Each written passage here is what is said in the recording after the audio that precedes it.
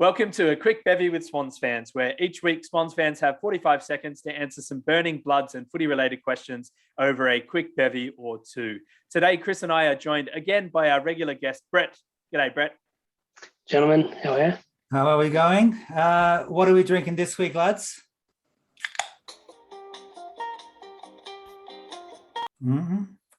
All right. Okay, fellas, before we get into the weekly Big Four questions, here's a quick pre-game one. 2 weeks ago, we had 2012 Premiership player Nick Smith on the show, legend, and he asked us whether we preferred the 05 or the 12 flags more. Excluding grand finals, what are your other favourite Bloods moments? My one would be, I came back from Canada to Sydney, and I think one of my first games I got to see was against Carlton, 2013 in the rain. It was pouring rain. We're all sitting there, a few of us in what seemed to be a pretty empty stadium, watching the Swannies go to a win. So that was a particularly memorable one for me. But not for all the right reasons by the sound of it. Cold. For me, probably just because I can still remember it vividly, the Bombers game a couple of years ago where the tap went down, Rampy's kicked it in, and Gaz has taken the one-handed grab on the line to win it. That was, we were pretty ecstatic after that one, weren't we? That was a big night. Yeah, that was a big night for sure. Yeah, that was a fun one for a week. Yeah. Look, guys, I'm going to go there again. For me, it was Plugger's 1300th goal. There with my family, all my siblings, ran onto the field. Younger sister got trampled, so she's fine now. It's all good. Is that why? Yeah, come on, mate. That's rough. Plugger's 1 point against the Bombers in the prelim 96 as well. And I don't know. That 2012 one's still pretty good. Oh, excluding GF. Sorry, my bad. I couldn't help it. I went there. I had to drop it in. All right. We're going to kick off with the weekly Big Four questions now. Remember, you'll both have 45 seconds to each answer your question. And I'll give you a warning bell with 5 seconds to go that sounds like this. Perfect. All right, we're on board. Minimal technical issues. None. All right. Question one. And we're going to start with Brett and then go to Chris. Does the Swans corporate sponsorship arrangement with Qatar Airways undermine Pride Round? Brett, 45 seconds. Go for it. Well, yeah, interesting one. It's not a country. Qatar Airways being, I believe anyway, predominantly, if not wholly owned by the government. This government doesn't have a great track record with, I know in particular, migrant worker human rights, as well as women don't really get a chance. But we also know that same-sex relationships aren't seen as we might see them. So you could argue that it probably does.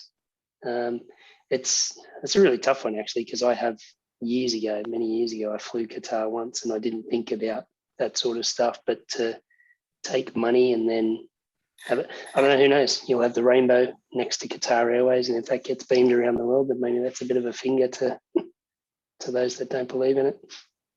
Definitely. Over to you, Chris. Yeah, look, I see that maybe having the rainbow flag next to the Qatar Airways logo might be a bit of a middle finger. And maybe seen as in some way as some goodwill on their behalf. But at the end of the day, it's a country that sees being gay as illegal. It's backwards thinking. I mean, I'm not a big fan of this arrangement. I'm sure there's a lot of sponsors out there that might have been more better aligned to our goals and our social, what we believe is the social etiquette. So, and it's not just LGBTI, like they also have a horrendous record with women's rights. Like it's really bad over there. So not a big fan of it. I wish we had someone from the Rainbow Swans over here to help us work through it and give us a bit more info. But yeah, I'd rather not, just quietly. Not quietly, very loudly. I'd rather not. Very loudly. That's a good point, Chris. I think we should be guided by the Rainbow Swans, at least on this one. But yeah, just for me personally, some reason leaves a bit of a funny taste in the mouth. So one to watch over the coming years. All right, question two, and we're going to go Chris, Brett. 4 pending re-signings, Parker, Hewett, Dawson and Stephens. If you could only pick 2, which 2 and why? Go for it. That's mean. It's a tough question. Yeah. Look, what I'm after is really consistency over the years. So we're trying to build up some players to come into their prime as the other ones are dropping off. And I think we've done an incredible job of it this time around with some greats leaving us a couple of years ago. And we've 1 year offish, and then now we're straight back into it. So Stephens looks great. I'm a bit of a shocker. So I wasn't a big fan of Olive Florent, seeing him play every week. I didn't see what the coaches saw in him, but obviously he's an incredible player. He's unbelievable. Hewett is totally unsung. He's so consistent. You can play him next to, you can tag him, you can get him running around. He's great. Dawson is solid talent. And Parker is our captain. He's going to win. He's the closest to win a Brownlow. He's going to win a Bob Skilton and the A-Bob medal this year. So I'm going Dawson and Parker for those reasons. Ooh, okay, over to you, Brett. Yeah, they're all unreal. Well, actually, I don't know a huge amount about Stephens because we haven't seen a whole lot of him on the ground. But Georgie Hewett, how can you not love the guy? He's just such a good run with player. But I'm with Chris, actually. It's Parker for me and Dawson. If, it is a nasty question to ask us, but I'd go with Parker. Parker's 28. I think he's 29 at the end of this year. So he's still got 3 or 4 solid years. And he is playing some unreal footy. He's still as hard as he ever has been. He's still clutch goals, things like that. And Dawson, as Chris said, he's the future, man. Takes grabs, can kick, can rebound, can tackle. He does it all. So, and he's only 24. So, yeah, I'll go with Parker and Dawson if you're going to make me choose. Yeah, it's a tough one, guys. I think we should do whatever we can to keep all 4.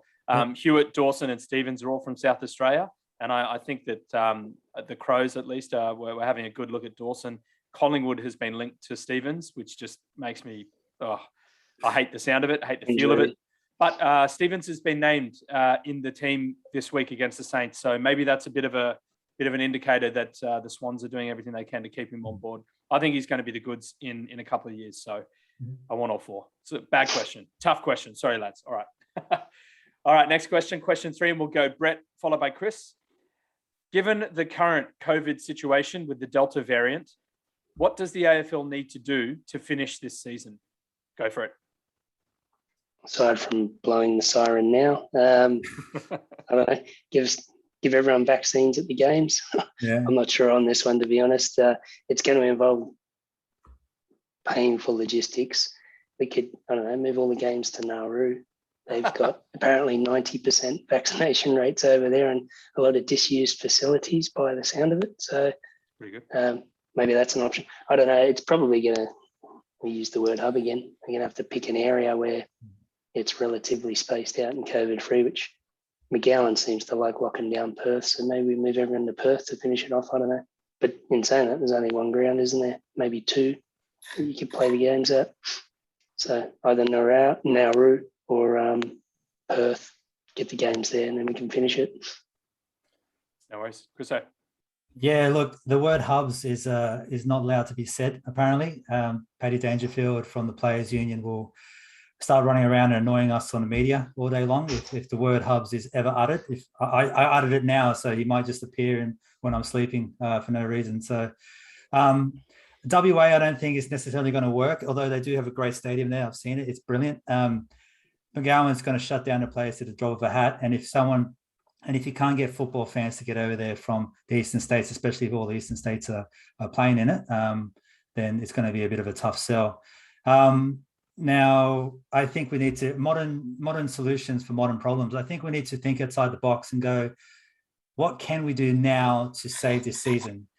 2-man sack race, the 2 fastest players from each team, lock up their legs, put them in a sack or whatever, and launch them 100 meters. The winner determines whoever gets the goods at the end. I thought you were going to be serious with that one because I would like just keep pressing the beer can. It's tough, isn't it, lads?